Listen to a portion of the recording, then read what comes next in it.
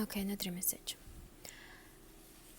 Бид нэр хүн хоорондын харилцаа, хосын харилцаа, найзуудын харилцаанаас авсан сэтгэлийн шарах зүрхний өвдөлтөөрөө дараагийн харилцаануудаа батлаад идэг.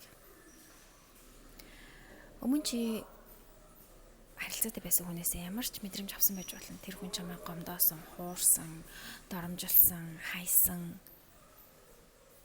Тэглээгээд дараагийн хүн чамайг тэгнэ гэсэн үг юусоо биш. Тэглээгээд чи тэр үзэж туулсан юмыг ахиж үзэж туулна ахиж одоо яг тийм юм дахин тавтагна гэсэн үг юусоо биш. Бид нар зүрхээ хаачдаг.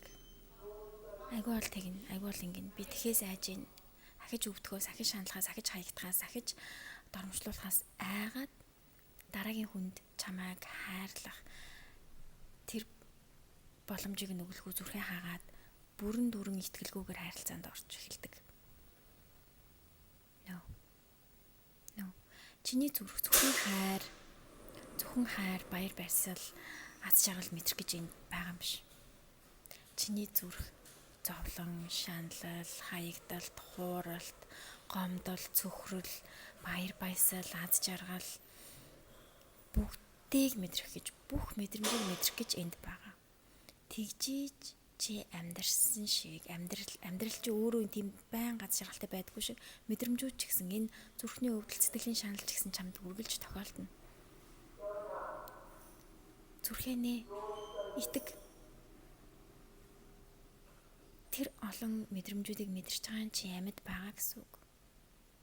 Чи тэндээс суралцаад хөгжөөд улам хүчтэй болоод чамд юу тарахгүйг мэдээд цаашаа улам хүч рүү болоод алхаж явах байтал хуучин харилцааны үлдсэн тэр туршлага, үлдсэн өвдөлтөөрөө дараагийн харилцаануудтай хандаад идэг. No. Зүрхэнээ бүтэн итэг. Би өнөөдрхөн аягүй гоё үг болж байсан. I trust everyone until they give a reason not to.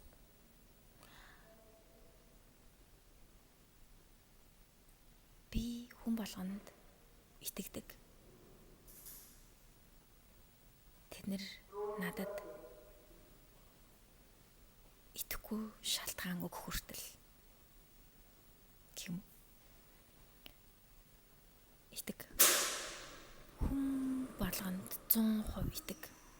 Чи юу ч мэдэрч болно. Тэр бол туршлага. Чамайг хүчрхжүүлнэ. Хаягдаж үз.